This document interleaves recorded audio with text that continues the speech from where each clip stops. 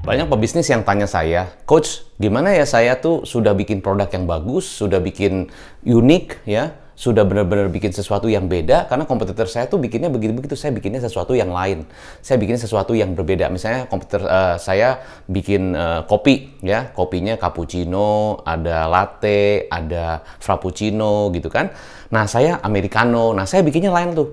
Pokoknya cappuccino, macchiato, Milano dan sebagainya. Pokoknya saya bikin lain banget, ya kan? Nah, karena saking lainnya, produk saya sangat-sangat unik, sangat-sangat beda.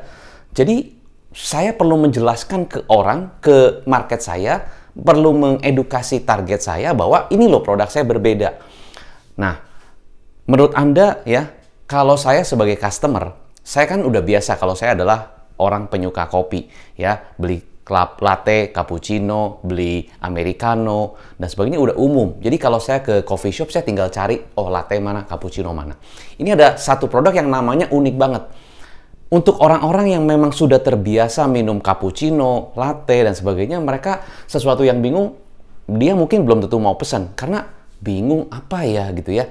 Dan untuk SPG-nya untuk jelasin, ini loh Pak, ini tuh kopinya begini, ada campuran ini, ada rasa ini, ada percikan ini, ada buahnya dan sebagainya. Itu perlu 5 menit mungkin jelasin kepada market.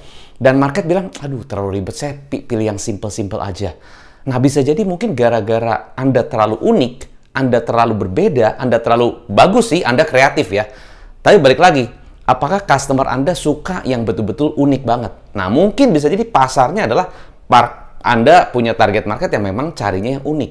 Bisa aja ke sana, ya. Tapi kalau Anda nyasar market yang sama-sama penyuka kopi, yang biasanya minumnya cappuccino lagi, latte lagi, mungkin americano lagi, ya agak berat. Kenapa saya udah punya produk bagus, unik, tapi kok jualannya kurang bagus? Bisa jadi mungkin salah target market.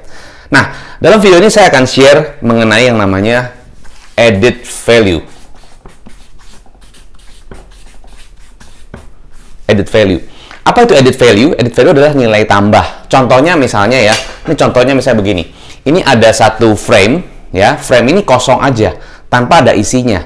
Tidak ada lukisan apa-apa. Kalau kita cuma jualnya frame, ya harganya berapa? Tapi kalau frame tersebut saya buat lukisan, saya gambar, ya.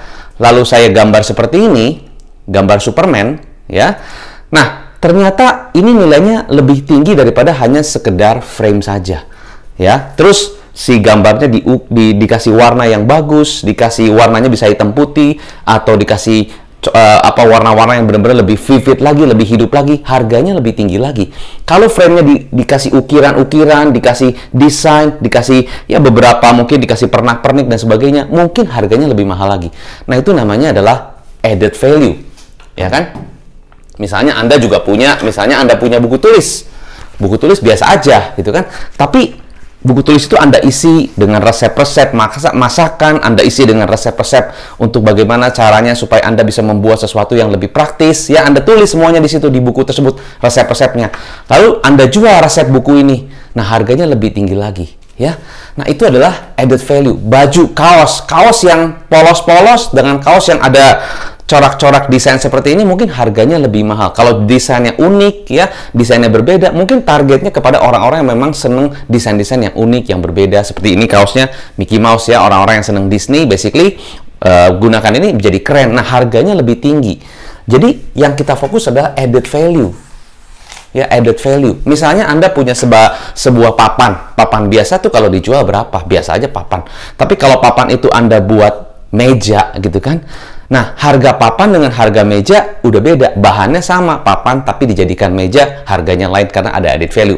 Mejanya diukir, dikasih pelitur, dicat, diwarna, ya, dan sebagainya, dicat dengan cat yang baik dan sebagainya. Itu dijual harganya lebih tinggi lagi. Nah, itu ada added value lagi. Lalu si meja diukir, dikasih cat, dikasih semacam ada satu, mungkin ada laci sedikit, ya, ditambahin. Terus ada lacinya bisa dikunci dan sebagainya. Kasih lemari juga, di bawahnya ada rak-rak sedikit. Itu harganya lebih mahal lagi. Jadi bahannya bisa jadi sama, tapi Anda tambahkan value-value tambahan buat bisnis Anda. Atau buat customer mereka lebih mudah, lebih gampang, lebih praktis. Nah, itu yang disebut dengan added value. Jadi business is about added value. Nah, bagaimana kita bisa memberikan added value yang tepat kepada target customer kita kalau kita mengetahui siapa target market saya. Kalau Anda mengetahui target market Anda siapa. Jadi yang paling penting, kalau Anda tahu siapa target customer Anda akan lebih mudah menambahkan added value. Ya. Contoh, misalnya target saya adalah pengusaha. Tapi pengusahanya nggak semua pengusaha yang suka belajar, seperti Anda yang nonton video saya, pengusaha yang suka improve diri, pengusaha yang merasa bahwa kalau saya belajar terus, saya semakin berkembang, saya semakin maju, bisnis saya semakin bagus. Targetnya ke situ. Jadi saya kasih pembelajaran-pembelajaran yang lebih memudahkan. Ini dari YouTube, nanti dari Instagram, nanti dari TikTok, dan juga saya ada beberapa online course yang saya buat untuk Anda, memudahkan Anda, sehingga dimanapun Anda bisa belajar step by step-nya. Gimana langkah-langkah 1 sampai 10, nggak usah 10, bahkan sampai 3 ya, 3 langkah bagaimana caranya jualan lebih bagus, bagaimana caranya supaya kita bisa mendatangkan customer lebih banyak. Itu ada step by step-nya, sehingga Anda bisa lebih mudah lagi belajar. Jadi targetnya adalah ke customer atau target pengusaha yang memang suka belajar. Kalau pengusaha yang nggak suka belajar, ada nggak? Ada, itu bukan target saya. Ya mungkin mereka senang belajarnya di tempat lain, bukan di seperti kayak nonton langsung atau mungkin belajar langsung dari online course, bukan seperti itu, bukan seminar-seminar yang mereka sering datang, bukan begitu mereka mungkin cara belajarnya dengan langsung, autodidak dan sebagainya, belajar sendiri, itu beda lagi. Jadi Anda harus tahu spesifik targetnya kemana. Jadi itu adalah salah satu yang saya lakukan, adalah saya fokus kepada added value. Misalnya salah satu contoh, Grab di beberapa waktu lalu, dia melihat kenapa Grab itu bisa muncul, karena dia melihat setelah itu dia lakukan case study di Singapura. Nah, pada saat di Singapura, jam-jam pulang kantor, ya, itu benar-benar jam peak banget, lagi peak hours banget, orang-orang lagi nunggu taksi. Nah, pada saat nunggu taksi itu ternyata demand-nya sangat tinggi sekali. Demand-nya tinggi dan supply-nya sedikit. Jadi demand-nya tinggi, supply-nya sedikit. Jadi orang-orang merasa gini, saya pengen cepet-cepet pulang ke rumah karena saya bisa berkumpul dengan keluarga. Saya nggak apa-apa deh, misalnya ada taksi yang masuk, langsung dia bayar, harganya lebih mahal pun, tambah $2, tambah $3, saya bayar. Demi saya dapat percepatan sampai ke rumah lebih cepat. Daripada saya harus nunggunya lama, ya bayarnya sih murah, tapi nunggunya lama. Nggak apa-apa lah, saya harus bayar lebih mahal, tapi saya bisa pulang lebih cepat sampai dengan bersama keluarga di rumah. Nah, ternyata ada market yang seperti itu. Mereka rela bayar lebih mahal untuk dapat kecepatan, ya, untuk mendapatkan menghemat waktu. Nah, itu ternyata ada market itu. Nah, Grab melihat itu jadi satu peluang. Nah, ingat, di bisnis itu supaya bisa dapat uang harus melihat peluang. Sekali lagi, untuk bisa mendapat uang, ya, mendapat income, Anda harus bisa melihat peluangnya. Nah, kalau Anda bisa melihat peluangnya dan ternyata Anda ambil peluang itu, Anda bisa mendapatkan kesempatan atau opportunity untuk dapetin income dan omset lebih banyak lagi. Nah, Grab melihat itu, wah, ternyata ada market yang saya rela bayar lebih mahal untuk dapat kecepatan. Tapi ada nggak market yang nggak apa-apa lah, saya tunggu aja, ngapain mesti bayar $3 tambahan? Ngapain saya mesti bayar $2 tambahan? Udahlah, saya nunggu, mesti bayar $2, cuma sama aja kan rutenya dari A ke B, sama-sama aja, ngapain harus bayar mahal? Ya nggak apa-apa, itu ada targetnya, memang marketnya yang bukan target Anda, atau bukan targetnya Grab. Saya menyasar orang-orang yang cari kecepatan, cari kemudahan, cari supaya bisa lebih cepat gitu kan, sampai ke tujuan. Yaitu, nggak apa-apa, sasar ke sana.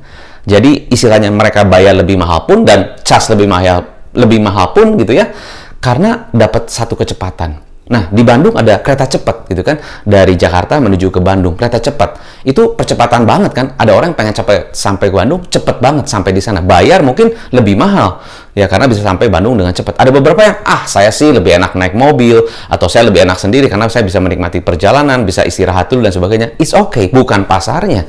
Jadi nggak semua orang mungkin kena ke sana.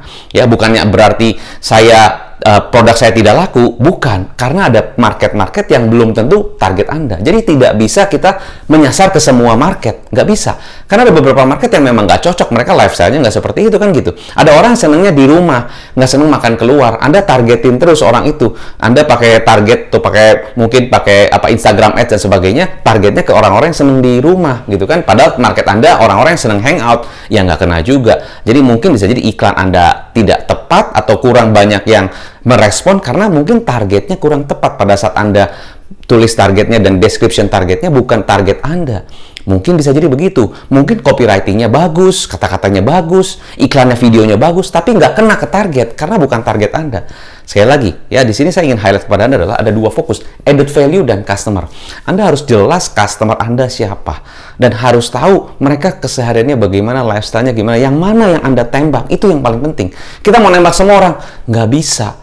Kesatu belum tentu target kita. Kedua, emang kita mau punya uang budget berapa besar untuk nembak ke semua orang? Ya mau bakar-bakar uang mau sampai kapan? Nggak bisa juga kan gitu ya.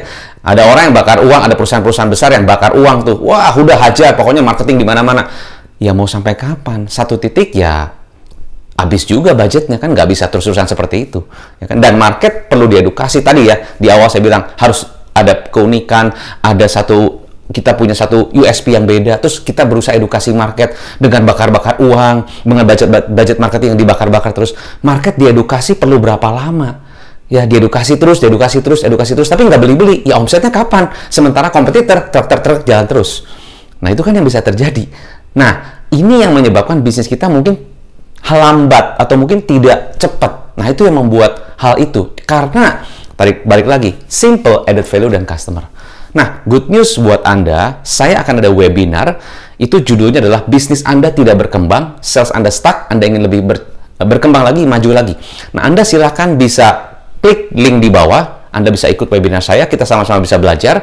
Banyak yang akan saya paparkan di sana, saya akan tulis di link ini, Anda bisa klik saja, dan kita sama-sama belajar bagaimana supaya Anda bisa punya bisnis yang strong, yang kuat, bahkan bisa berkembang terus di situasi seperti sekarang.